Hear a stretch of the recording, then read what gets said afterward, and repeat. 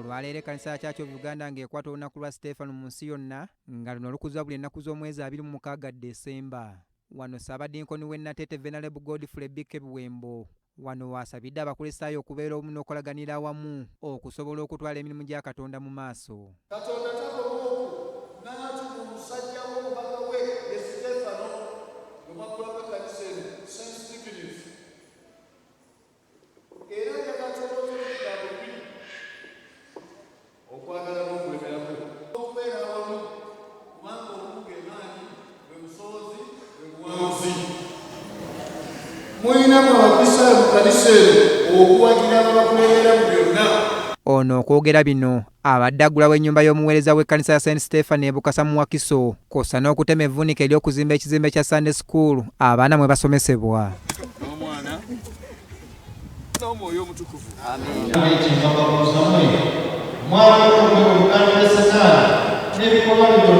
Venerable Bike Buwembo era wano abatizza abaana kyokka n'asaba abazadde okufaayo ennyo okuliza abaana baabwe mu mpisa n'eddiini. Abaana baffe tubamanye, tubategeere, tubalere bulungi, tukera ennyo bakyakubali bano buli kye tukola buli kye twogera bakiraba.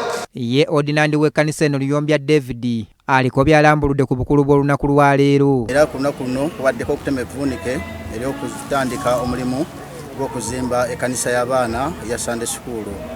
Era ku lunaku luno Katonda akozeeko ekyamagero ekkanisa ng'etukwasiza emmotoka ey'obuweereza.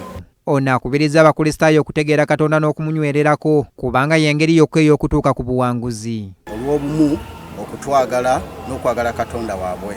Era mu kiseera kino kye tulimu eky'amazaalibwa nyongera okubakubiriza okwongera okutegeera Yesu Kristo.